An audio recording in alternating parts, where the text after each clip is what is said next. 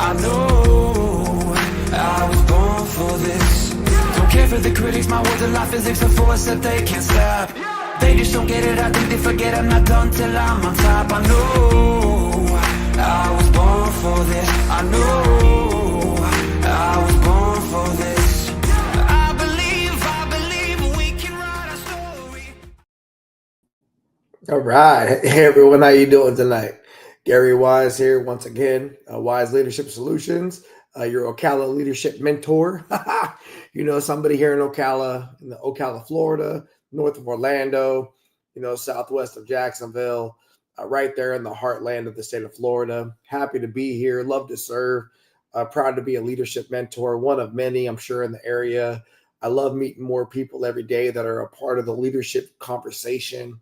We're currently working with for some exciting things to happen in the city of Ocala this summer. So look forward to that. I'm going to be sharing some information about that here pretty soon.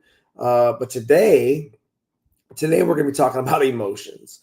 And emotions are one of those things that, as leaders, we often don't want to get wrapped up in it. I understand that. It can be a complicated conversation, especially when somebody's really going through something that's a big deal. And it's a very, very, very, very good sign if your people trust you enough to be vulnerable enough to share their emotion. And my pastor, he says one of the great things my pastor taught us last year was he talked about how you had to name the emotion, you had to name what you were going through, you had to identify it, right? And then once you did that, then you could start to work on the processing of it. And of course, I always knew that as a leader, but I'd never looked at it from that frame of mind. And I've incorporated that a lot with my students at my school. I've incorporated that with my children at home. Is just recognizing like, okay, I got it. You're emotional right now, but what is it? Are you happy? Are you sad? Are you angry? Are you frustrated? And once they can figure it out, we can make some movement. We can make some magic happen. And so a big part of this conversation, though, as a leader, is you need to understand where you're at emotionally too, though. And that's why I kind of flipped the title of this around, because I very heavily believe in emotional intelligence, and I understand why it's there. And I understand, and I trust me, it's a big deal. But I changed the title for today's training topic, conversation, whatever we're going to call this, to intelligently emotional, because I believe as a leader, you cannot allow your emotions to pull you in, right? I did, 25 years on active duty. I've done 3 years now with the high school as a United States Navy JROTC instructor, as an employee of the Marion County Public School System. I will tell you one constant is that when leadership decisions had to be made, when the leaders had to get involved, one thing you did not want them to be was emotional, right? You don't want them to be angry making a decision. You don't want them to be sad. And you've got to know that about yourself. And so that's something we're going to talk about today, is how can you as a leader best manage your emotions while working through whatever's going on. And it's an honor to get to do that for somebody or for yourself, right? Like I firmly believe the most important person you're ever going to lead in this world is going to be yourself.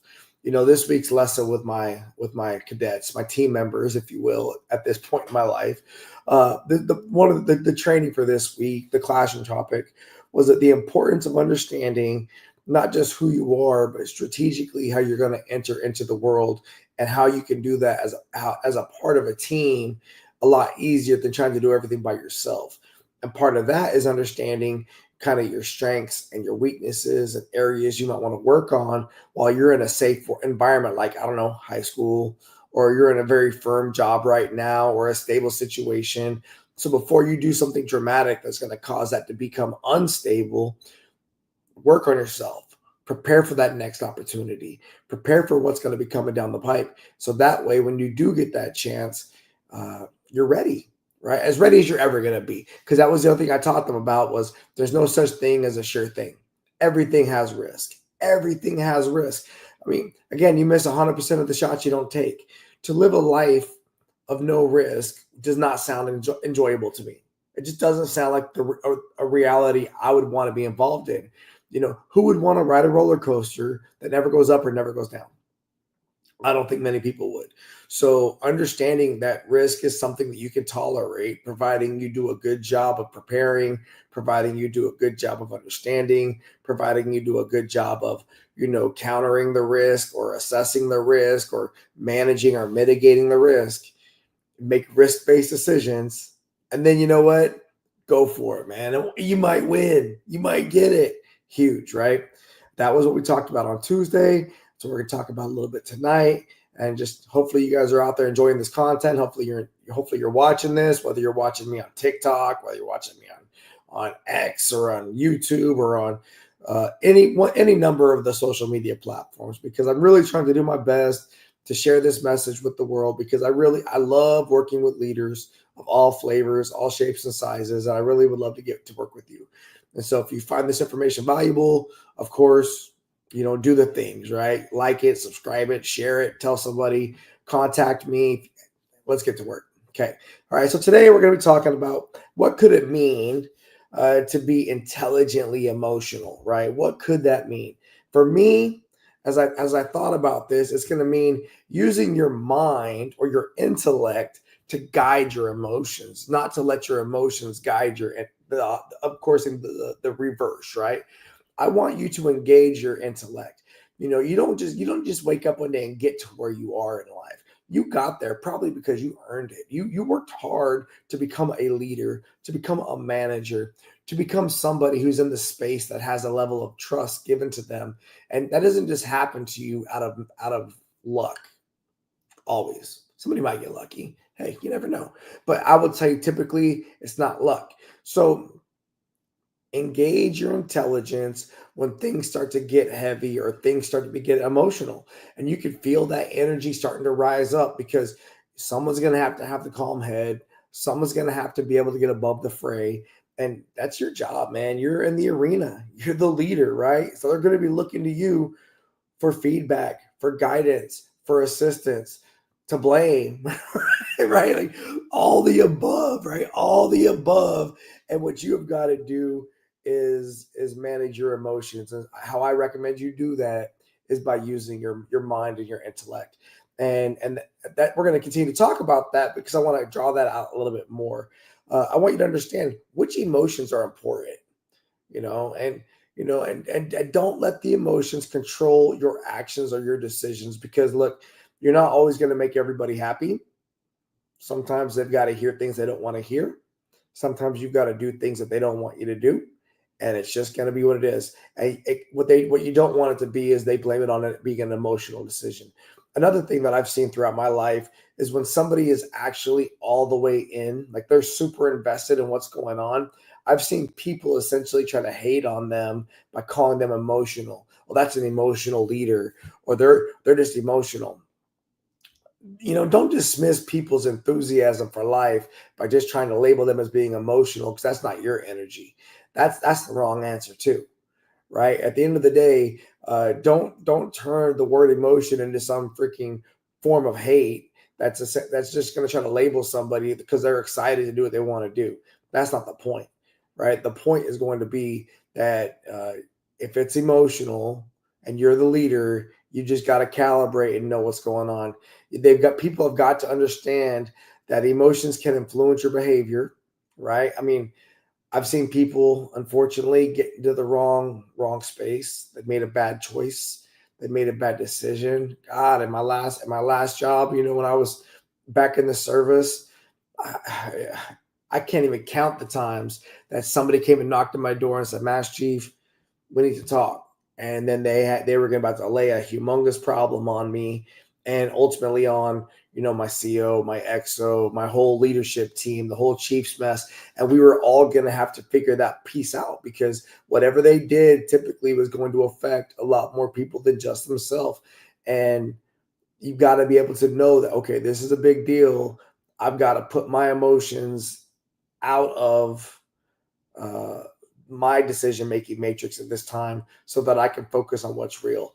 And knowing how to do that is a skill that not all leaders have, but you need to have it. You need to work on it. If you don't have it, you need to know that the knowledge you've gained or the facts you're going to use are going to be what's going to help you make informed decisions, and to take consistent consistent action.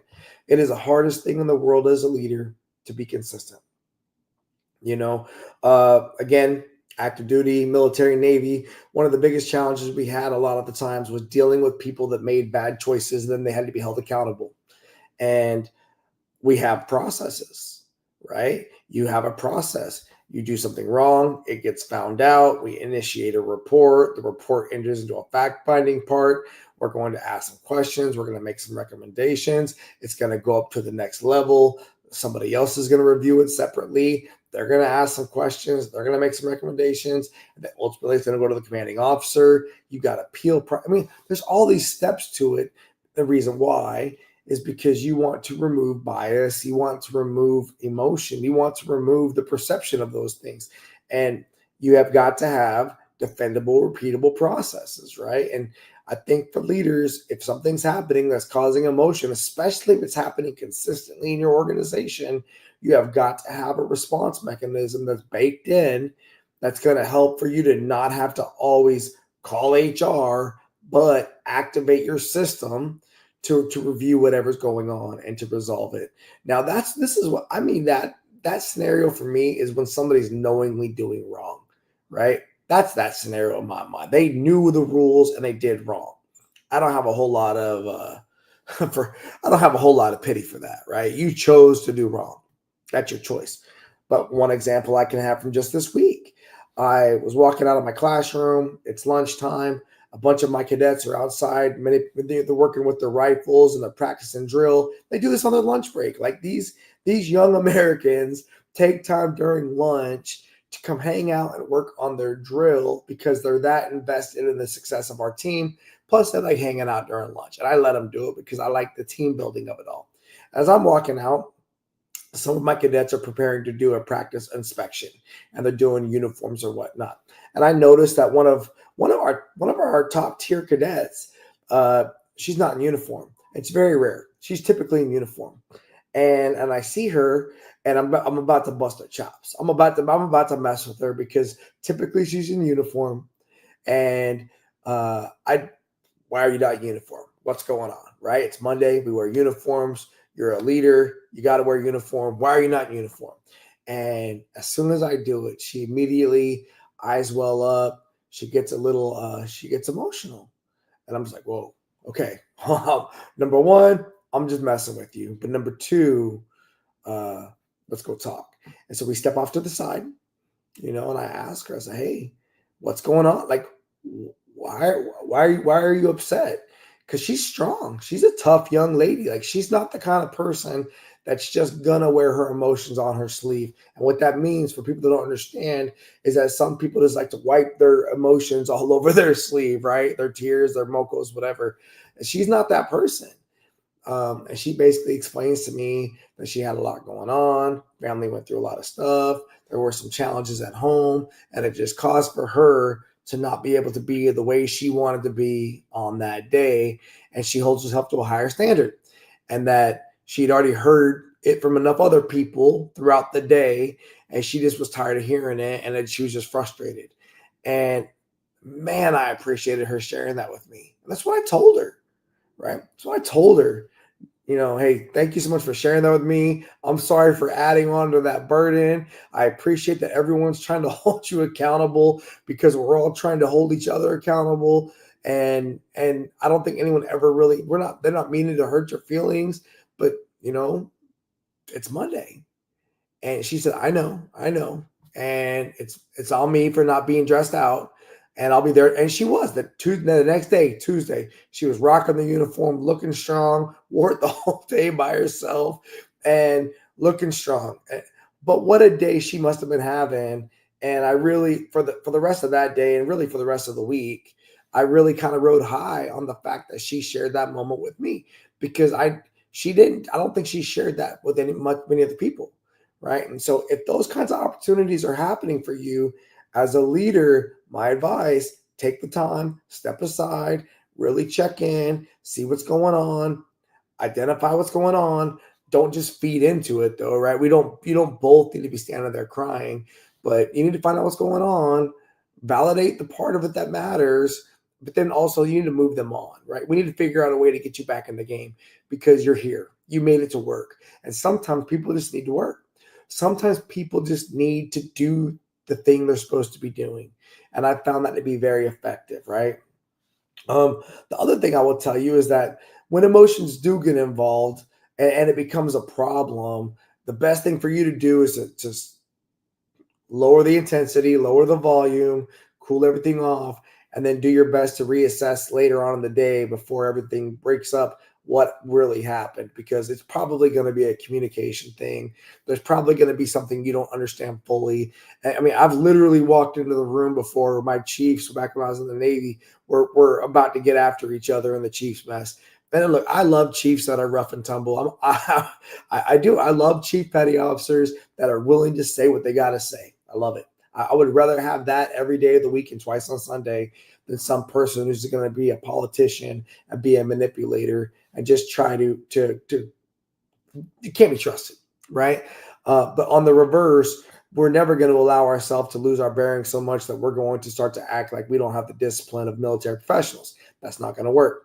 And so when people lose their bearing to the point where they start to get overly emotional, it becomes almost physical, that's a huge problem for me, right? And you've got to really separate everyone, calm them all down, figure out what happened, and then, oh, by the way, probably initiate the process, right? Because ultimately they can't just get away with things like that. You wouldn't let the juniors. On the flip side, talk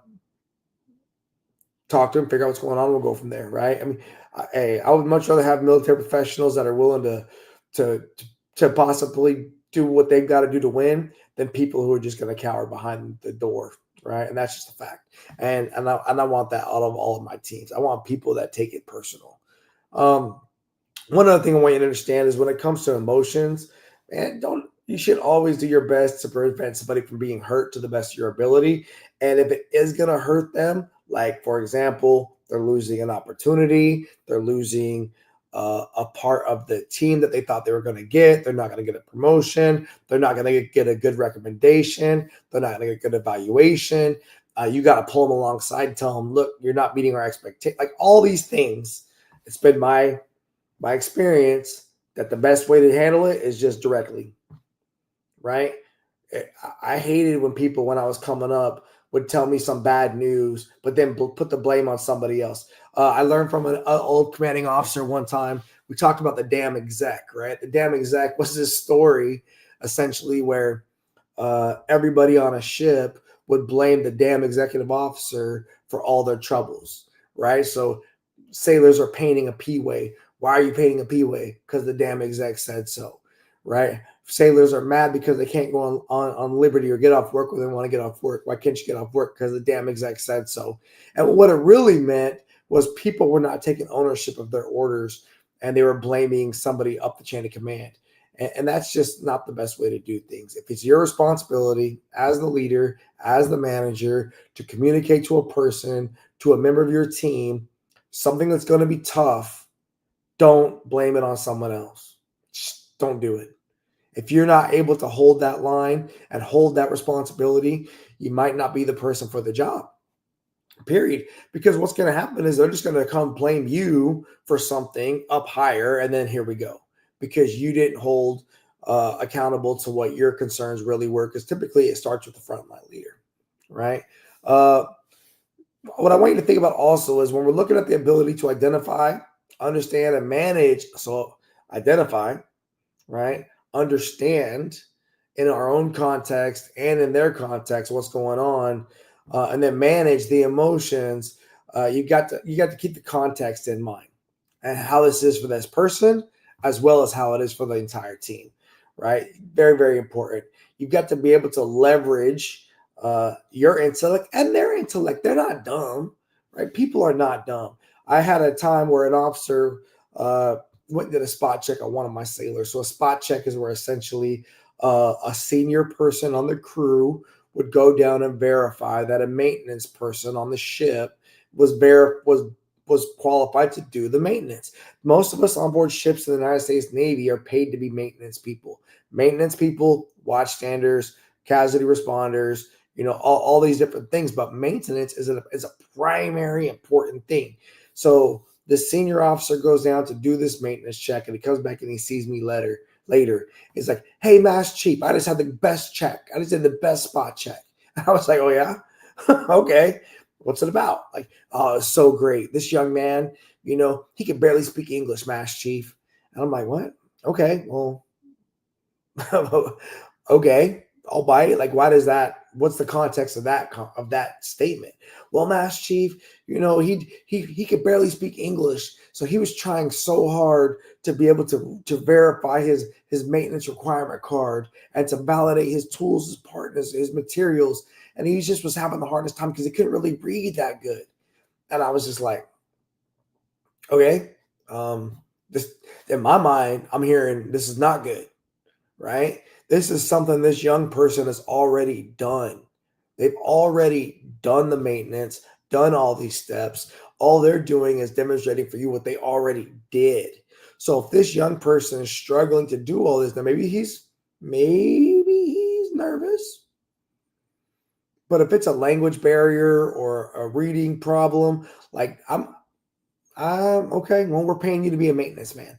I said, "So did you do the spot check?" "Well, we got there and it was evident that he didn't do the maintenance, but I passed him." I said, "Sir, why would you do that?" "Well, he doesn't, it's not his fault, Master Chief. He doesn't understand what he's doing." "No, sir. No, sir. Don't you do that. Don't you do that to him. Don't you do that to us as an enlisted force. We've been hired to do the job." Right? His responsibility was to do the maintenance that he signed his name for. Don't you look at, and I know the officer didn't mean bad by it, but it's that condescension that we don't need to enable people that are in our fighting force, right? This person's not dumb. I guarantee it. I'm sure they walked out of that spot check like, "That dude just passed me. Oh, hell no." Right? Like, no way I should have gotten passed on that spot check. But they used, unfortunately, some tools that they've got to play this game of, can I get out of this without getting in trouble? So I went down there and I found the maintenance person. I got the chief, and what the hell is going on? This is not how we're going to do things. And I made sure that we got that maintenance done right. And I made sure that the spot check got done right. And I made sure that the sailor learned how to handle their business in a spot check, because I'm not accepting that. And that's what you've got to be able to do for your people. And and for the officer, he understood that, "Sir, you need to not look down. They're not your children. They're paid professionals here to do something on behalf of their government, on behalf of their country, on behalf of their shipmates. We need that equipment to work. We need it to work right. We need to know that it's being maintained appropriately. And oh, by the way, if you'll lie on a PMS check, what else will you lie on?" And away we go. But when I look back on that situation, a lot of that was emotion. It was emotional because this person felt sorry for the sailor, and you can't allow that emotion to affect your ability to say, "Hey, man, I'm not passing you because it's evident you got to work on some stuff." And it would have been that simple, right? And we're not going to give anybody a leg up in this world if we're just going to give them free passes on their challenges or their perceived challenges, just so we can go ahead and feel better about ourselves, right? Daniel Goleman, he's in this world of emotional intelligence, intelligent emotions, however you want to look at it. And he wrote a book, and he says in this book that, having intelligence when it comes to emotions is the key to unlocking human potential. And I heard that, and I read through that, and I just thought, that's incredible to me. The key to unlocking potential is recognizing emotions and understanding what's going on. And then I thought about it. I thought it actually is very true, because there's such a wide range of emotions, right? There's such a wide range of places you can operate from, whether it's anxious, whether it's upset, whether it's anger, whether it's fear, whether it's sad. And so learning where you're at and what space you're in, like the movie Inside Out, right? The movie Inside Out, you got all these different characters inside of this young girl, and they're trying to all take to almost I would say, I don't want to say fight over, but they're definitely not always happily giving up the controls, right? Or they're talking about, hey, anger, you got this one. Hey, greed, you got this one. Hey, joy, come on, get in here, you got that one. I think for us as a people, if we can learn how to recognize where we're operating from and recognize that, for example, some of the feelings you might have in fear are very similar to the way you're going to feel when you're excited. It's just about that switch of the mind. And if you can recognize that, that's what's going to help you to operate when it's scary. You know, I was a firefighter for 16 of my years in the Navy, and I've been into a lot of casualties, fire, flooding, toxic gas, people are hurt. And every one of those casualties, at least one person didn't meet their own expectations of how they were going to perform, because you just can't train for the real deal, right? And our goal was always to train you so much to do repetitive actions that by the time it really registered to you that it was real, it was too late.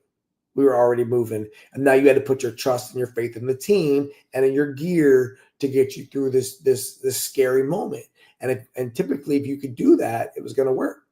And then for the people that couldn't do that and would need to take a seat or go back to where they came from, they would probably let themselves down, right? And so I believe, I agree. If you learn how to unlock emotional intelligence or be intelligently emotional, you're going to have the ability to unlock all kinds of potential in your teams.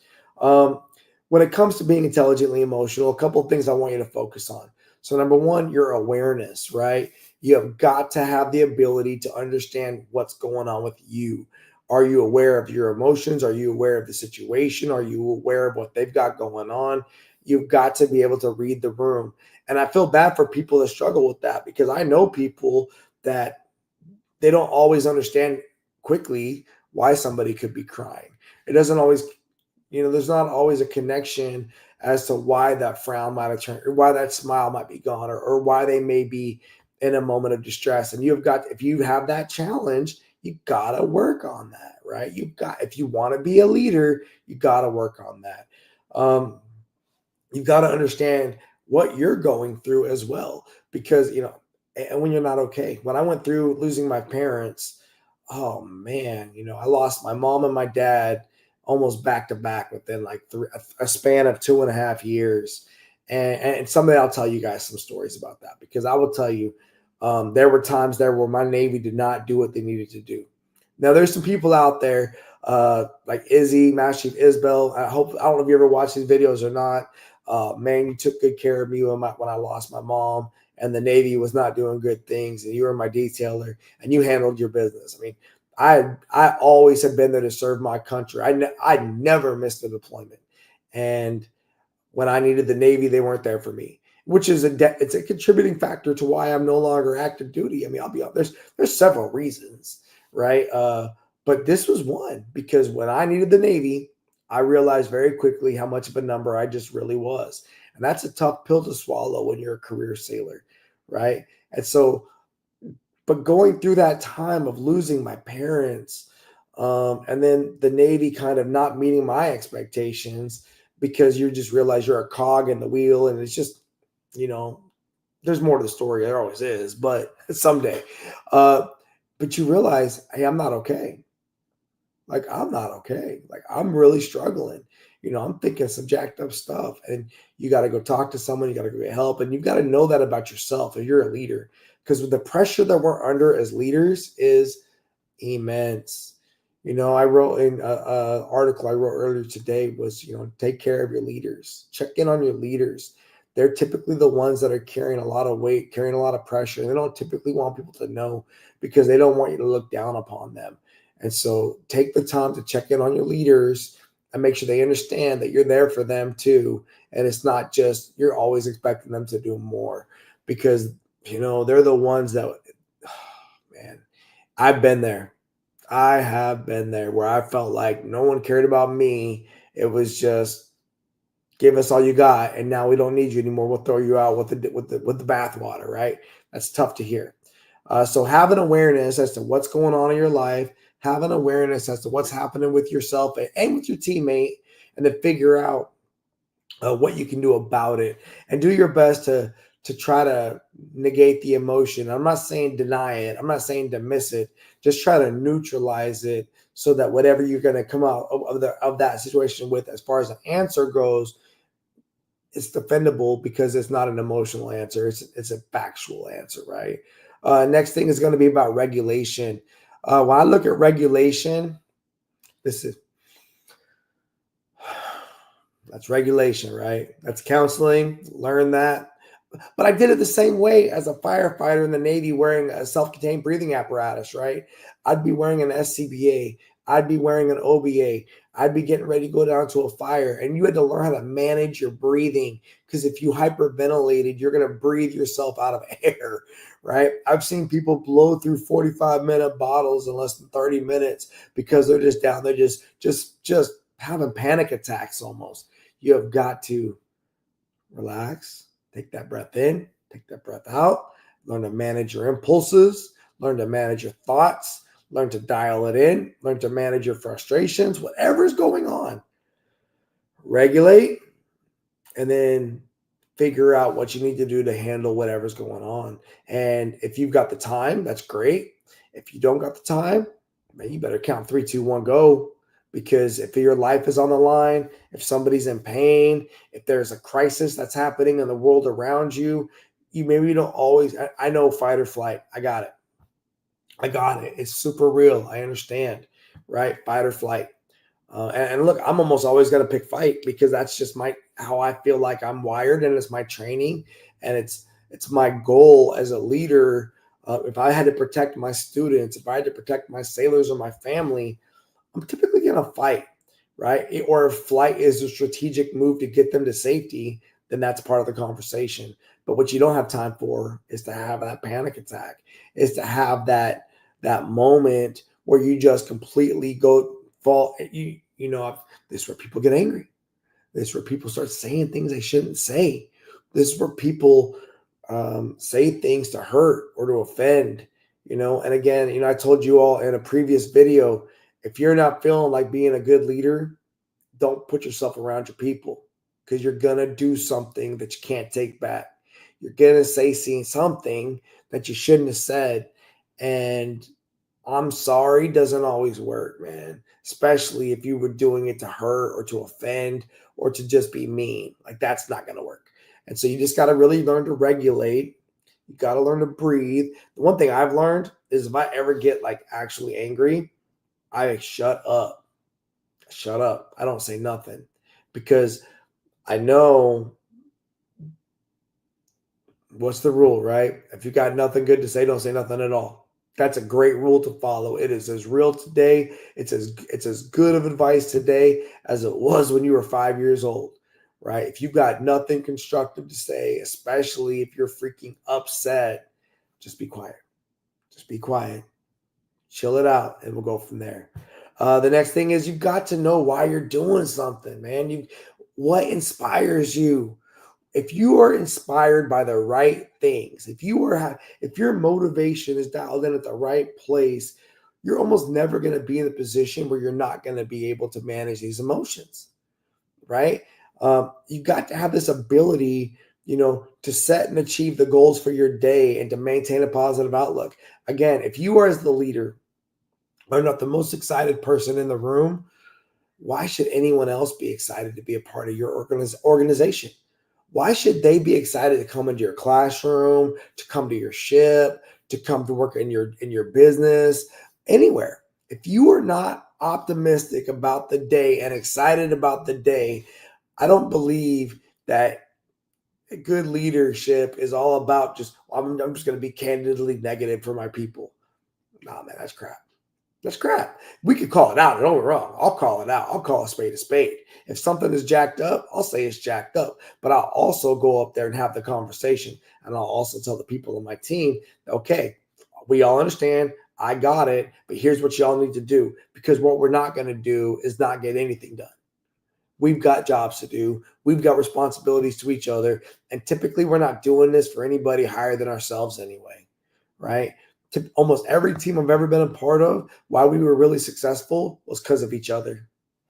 That's just a fact, right? It wasn't really because of the boss or because of the old man or because of anything major. It's typically for ourselves, right? One of my favorite jobs I've ever had during my career was working in the aft main machinery room of the USS Bellawood, right? And I loved working in the engine room. I loved working on the boiler. I love standing those watches. Looking back on it, those are some of my favorite years. But I'll tell you what we didn't love at the time. We did not love the overall structure of the United States Navy or of our ship. We did not. But boy, we loved the pit. We loved each other. We would do things during those watch stations in casualties to stay alive out of a love for each other and out of pride that we wanted to get the lights back on. We did not want the ship to go dead in the water on our watch. And that was something we took professional pride in. And looking back on it, that's the kind of professionalism that I want to have around me at all times. I don't care how shiny your boots are. I don't care how creased your coveralls are or how creased your uniform is. I tell my cadets all the time, I don't care how many medals you're wearing. It doesn't matter to me. It's not about the trophy. I care that you know what we're doing every day in class. You know exactly what the junior cadets are supposed to do, and that you're doing a good job keeping them on track, and you're doing it for the right reasons. That's it. Nothing more, nothing less, because we are all going to win if the overall team is successful. A high tide is going to raise every ship in the harbor. It's just a fact. And I'm a sailor, and that's the way that I think. I think about the good of the whole ship because none of us win if the ship sinks, right? Just how it is, right? None of us win if the ship sinks. I also want you to understand that if you're not inspired, I got to beat this again. You've got to know what inspires you. And if you're a good leader, you're going to learn what inspires your people. You're going to take the time to learn. You're going to take the time to find out. You're going to take the time to ask the questions. You know, where are they from? How did they get there? Why did they take the position? What are they hoping to get from the day, from the opportunity? What is their thing? And then how can you best support them in accomplishing that while doing what you need them to do? That's a huge advantage you have as a leader, because typically you can help them achieve their goals because they already picked your program, they already picked your job opportunity, they already picked your organization because they believed you could do it, right? So you've already got most of the job done. All you got to do is tell them, okay, here's the deal. You do what I need you to do. Not only will I compensate you for your time, but I will invest in you by helping you get to where you want to go. Sounds like a good deal to me. Okay. So we talked about regulation. We talked about motivation and inspiration. We talked about having the ability to go ahead and manage your awareness. Next up, empathy. Empathy. I told you the story earlier about the officer having sympathy for a young American that he should have never been sympathetic to. That's crap. You've been hired to do a job. Do your job. Otherwise, you unfortunately might lose your job or somebody might get hurt, right? But if he had been empathetic, it might have been a different outcome, right? It might have been a different outcome. And I want you to understand that empathy is one of the most important things a leader can have in their toolkit. You've got this superpower where you get to understand what they're going through, but you don't got to get swallowed into the feeling of the whole thing, right? You're going through something sad. You're going through something angry. You're going through something that makes you excited. You're going through something that makes you happy. All good things. All good things. All are happening for you or happening to you, right? And I'm going to recognize it. I'm going to allow you to feel the way you want to feel as long as we've got time for that feeling to take place. And then we're going to either A, make a move, B, possibly give you some time to chill it out and figure out what you need to do, maybe give you a break, which, if you're ever going to do that, and this is something that I think is very important. I found with my top performers, typically they're afraid of breaks. They just feel like if they have to take a break, someone else is going to take their spot. And they're usually the ones that need the break. I really took it serious, my job as a leader of the senior enlisted force or of the enlisted force at large on board my ships or on my base, right? Because I've been there where I was a senior chief or a master chief that felt like my career was on the line almost, it felt like daily. And all I kept was getting was people wanting more from me. And nobody ever just said, hey, Gary, man, why don't you just take a break? You're great. We love you. You're gonna do awesome. We're not gonna let you lose any ground, but it's okay if maybe you're not uh, a sustained superior performer all the time. Maybe you shouldn't drink, I don't know, 30 cups of coffee a day, or maybe you shouldn't only sleep 5 hours a night because you're working all. Of course, these were all things that I was very proud of at that time. But looking back on my life and looking at where I am now in life, man, I know how destructive that can be on your body and on your mind. And I learned how to give my top performers a breather and how to tell them, look, you're not going to lose space. I'm not going to think less of you because you're taking a strategic knee. Uh, take that knee, right? Take that knee because life doesn't just stop. And so if we have an opportunity for you to recover, we should do that because right now it's not a crisis. And I think you need to be able to do that for your people. And empathy is a good way for you to get there, especially if you can recognize that they've got something going on. Social skills, right? I talked earlier about having people around you that maybe never got the social skills dialed in, or maybe they never got the opportunity to recognize certain things, or maybe they just don't, neurologically, they just don't see certain things. All are real, all are valid, all are things that I've worked with, served with, and I'm okay with, right? I can deal with almost anybody in these situations once I know how they tick. But what I would say, if you are a person who's learned throughout your life that your social skills are not exactly where they need to be, and you think you want to be a leader someday of people, you better work on it. You better work on it. You better work on having the ability to build and maintain relationships that are not just for your own personal satisfaction or your own personal gratification. That's selfish, right? I've watched people that are not able to have a deep conversation with somebody about anything beyond the scope of what interests them. That's selfish, right? You've got to learn what your people are interested in and learn to at least know enough about it to care, to at least know enough about it to understand what they're talking about. Because again, as they're talking, you're going to get information that you need to know. Like, for example, Johnny's got a thing at home because mom is going to get married to a no husband because Johnny's dad passed away many, many years ago. And this is a super big deal. And Johnny wants to go home on leave.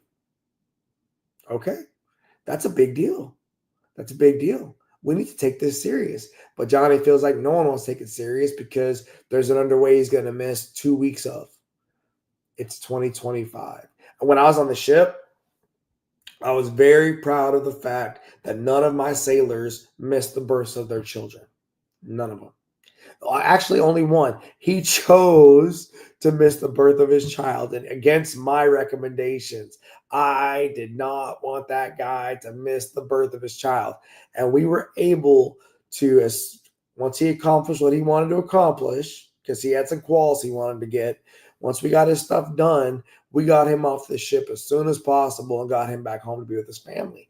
Because for me, I never got that opportunity, right? If I've got kids at school right now, they ever come to me and they want to try a different team, for example, it's going to have them miss in practice.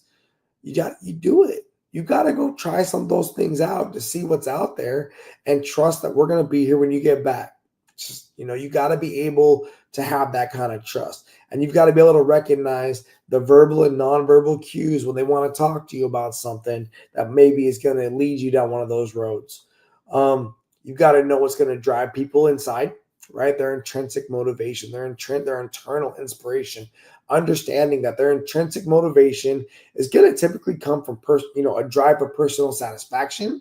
And then there's typically going to be a sense of accomplishment. Internal inspiration matters to me because, again, without inspiration, you're not going to find the energy to get that motivation moving. And that's going to come from their values. What are they passionate about in life? And what do they feel like is their purpose? This is, I believe, one of the most important gifts we as leaders can help people out with. We can help give them direction as to looking at what their purpose could be, as to something they could be passionate about. I believe everybody in this world is creative. We just don't all know what that thing is for us. I'm not an artist. I'm not a person who sings. I'm not a person who wants to play a lot of like sports all the time, but I love working with people. I love doing content like this. I love working with people who are not sure where they want to go in life and helping them unlock what their options are. So the more you can understand your people, the better you can guide them to opportunities that is going to make them excited and happy about life. And then you can say, oh, by the way, while we're doing all this, let's get the job done too. I'm telling you, you're going to be a winner. They're going to love you for it. External factors, right? You got rewards, right? Reward their behavior. Uh, Recognition, huge, huge. One of my favorite recognitions in 2025, and even when I was on the ships, social media, it was a game changer. Being able to share pictures with family back home, being able to share videos, it actually meant a lot more to sailors than awards. For my cadets, we were doing PT the other day where they were running up and down this thing I call the pit, and they did a very hard workout. And my cadets were like, at Master Chief, you got to put that on Instagram. That's Instagram worthy. And that's when I knew. I was like, they were really valuing the Instagram content we were posting. That was recognition that they wanted. And that's perfect for me because I can do that quickly, right? Praise. Telling them good job is great as long as they respect you enough to want to take it. You got to make sure that when you say good job, it's not like it's just in passing. And good job because, don't just say good job. Good job because here's what they did that was good. I think that feedback really matters. External inspirations, it's going to be things that are going to come out from like mentors, right? People like me. Again, I don't want to be your coach. I want to be your mentor because I want to inspire you, right? Coaches are going to motivate you. They're going to go, dig. I love those guys too, and I can fill that role. But I would much rather be a mentor who's going to inspire you to want to go do the best. That's why my new thing is, I'm the Ocala Leadership Mentor. I want to start a Leadership Mentor podcast for Ocala, the city that I live in, the city that I want to see be such a great community of leaders that care about one another, and that these children that I'm working with get to grow up in and raise their children in, who I might get to know them too someday, right? Role models. Nature could be another one, right? You can go out and I've got cadets that just love photography, and they get so excited about like the moon because of the pictures. Inspiring stories. Hearing how somebody else did it is crucial, right? Situations that come up are going to be inspiring. If somebody's going through something challenging and then they're willing to share that with everyone and we can all rally to support them, that is going to be so inspiring because everyone's going to recognize like, man, if they can do that for that person, they can do that for me. I just, and these are the things that are going to build that resilience, if you will. It's that key word. It's that, I don't want to say it's cliche, but I mean, we're supposed to be tough, right? We're supposed to be, ready to bounce back. And I think a lot of people over the last few years really kind of lost that edge. I don't think it went anywhere. I just think that the conversation about it was different. But I will tell you, any organization I've ever been a part of, when the chips were down, we came to play. Fire, flood, toxic gas, pandemic, you name it. We came to play. I've seen my cadets, I've put them in environments where they felt like they should just break down and cry, and they rose to the occasion every time. And every time they were stronger for it. So don't just poo-poo on the word, but trust me, that strength is in you and your team. But the more you share and allow each other to be inspired by the common stories, the stronger that fabric is going to be. One of my favorite mentors, even though he's unfortunately no longer still with us, is Mr. Kobe Bryant. I love the Kobe Bryant story. I've loved it from the moment it began, when he went from high school right into the league. And the more I've learned about him as I've gotten older, the better it's gotten for me. A couple stories for me that I wanted to share about Kobe. 2008 NBA Finals, and the Lakers lose to the Boston Celtics game 1, and Kobe is just furious. He's furious. His whole team, and it's not that he's angry, it's that he's disappointed and that he's frustrated. And he's just like, I have got to put this on my back. So he studies all these game tapes and he gets all these weaknesses identified and he rallies his guys. And he's like, look, this is what I want us to do. And that energy that he brought, his level of emotion, which was, I'm not going to say he just let it get the best of him. He leveraged it to give him that intensity to really, really, really dial into what they were doing. And they come up with a game plan to counter it. And then he gave his team the play. And they ran the next 4 games straight. And they won. It's huge, right? It's huge. The next time, and of course, Kobe was the MVP that time. The next story I want to share with you guys today is going to be, it's going to be in 2013.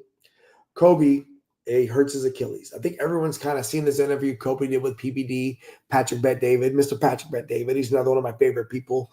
But Kobe, he gets hurt, ruptures his Achilles.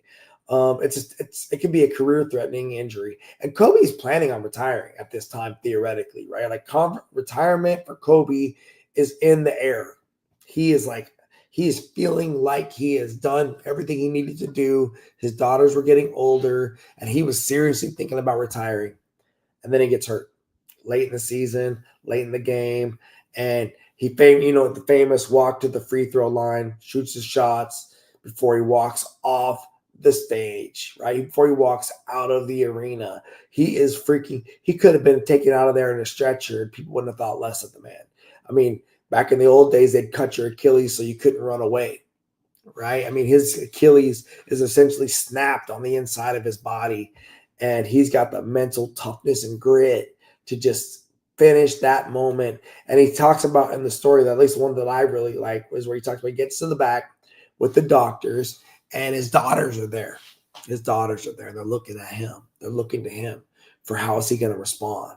And he's giving them that assurance, like, I'm okay. Dad's okay. I'm okay. And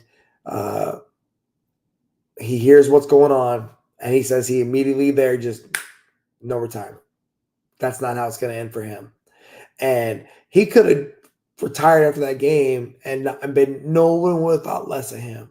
But the fact that he's like, I am not going to let that end like that for me, huge. Like, how can you not be inspired by that? And then he comes back after all this rehab and all this tough, hard work to continue to put on some of the best years of basketball we've ever seen somebody play. I think Kobe Bryant is one of those people that we'll never see another one like him. And that's okay. It's okay, because we all are ourselves. We like to share. We like to identify people with other people. He's like another Jordan, or he's like another Laker. People look at one of my sons and say, oh, you remind me of your dad. All of those connections are good, but the reality of it is we are all our own selves. And so we shouldn't look for another Kobe, right? We shouldn't look for another you. You can be the best you that you're going to ever be. And you're never going to know anybody else in this world longer than you can know yourself. So I highly recommend you invest in you. You invest in yourself, whether it's in some education and some training. I recommend that you take some serious steps in your journey. Number one, be deliberate, right? I want you to define your intention, right? Set clear goals. If you're unhappy for any reason, right, then let's think about that. Let's talk it through. And be deliberate. Be honest with yourself. What is it you're unhappy with, and what would you change if you could change something? Don't be afraid of the depth in the conversation. Don't be afraid of depth in other conversations with other people. Don't be afraid of depth in leadership. It's often there where the emotions are going to be contributing factors, and I want you to get out of your own way just as much as I want you to help your people. Number two, I want you to have relevant goals. I sit here and I watch people just come up with these grand ideas that are completely out of the box. And it's like, okay, I appreciate that you want to move to Wyoming, but there's a lot of steps between here and moving to Wyoming. Why don't we talk about that? And oh, by the way, how'd you pick Wyoming? Right? Again, I just picked it out of the air for this conversation because it's almost irrelevant to what you're going through at the time. Instead, you deliberately have a problem that you want to engage after, and you deliberately want to do something about it. Okay, so we need a relevant plan that's going to align with your goals, with actions you're going to take that are going to align with your values and your passions, right? So we can use your emotion, we can use your inspiration to give you the energy you need to actually do it this time, right? Man, I want you to be inspired and live a life of inspiration. So much more fun that way. Other things I've seen in this world just don't work the same, right? They just don't work. Motivation wears out. People just, I think people using other people wears out. You've got to find what inspires you. Can't no one do it for you. It's unfair to expect for anyone else in this world to constantly be your inspiration. I just don't think that's fair. You have got to figure that out. And then you got to visualize what you want, focusing on the positive impact it's going to make, and allow yourself to be calm and work the plan, right? Visualization is crucial, right? If you have something you want to change and we're deliberately making a plan, we got relevant steps, you're inspired, you're fired up. The next thing is going to be, can you see it happening? And if not, why not? Let's talk through that. Because once you can see it happening, that's what we do. I love watching those Blue Angel pilots practice flying their tricks, and they're visualizing the whole flight. Do that with your life. It works. It really does. And it prepares you for those conversations that you don't always see coming. Last and final thing for me is you've got to execute. Once you come up with, all these steps, and once you figure out all these plans, most of them never happen because you just fail out getting out the gate. Don't do that. You've got to take action every day. You've got to do something every day to put your plans in motion, to work towards your goal. Don't be afraid to lead strong. Don't be afraid to do what you got to do.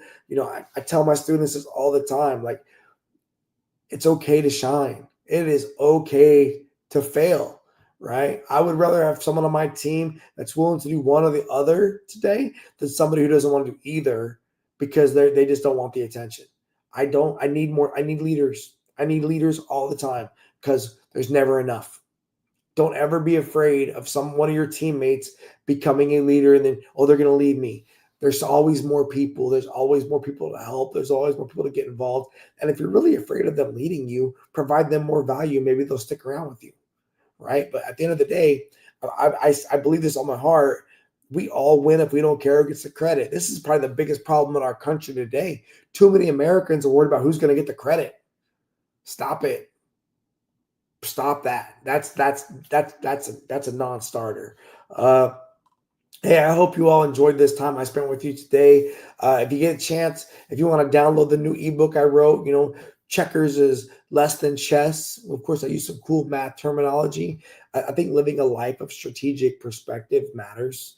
I think living a life of strategy is a big deal. I love board games, and I love how I've leveraged board games throughout my life to help people with leadership decisions. So I'm writing an ebook series about leadership lessons through board games, right? The first one I'm starting with is chess versus checkers, because look, in my life, it's chess. It ain't checkers, baby.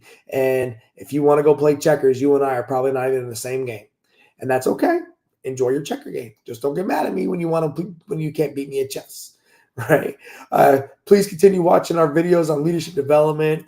I put a bunch of content out there recently because honestly, I had a bunch of backed up content and I got into the shorts game because I want to share that with a lot of people. And very few of you are going to actually watch my whole 60 minutes. So I'm hoping more people will get something out of the shorter clips.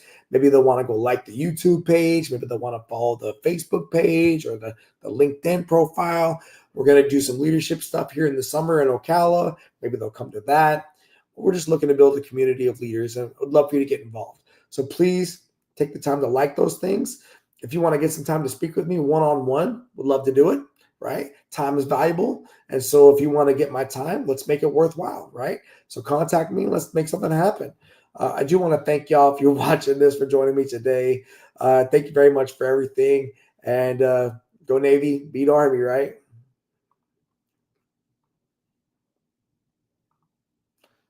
And I know I was born for this. I know I was born for this. Don't care for the critics, my words are like physics, a force that they can't stop. They just don't get it, I think they forget I'm not done till I'm on top. I know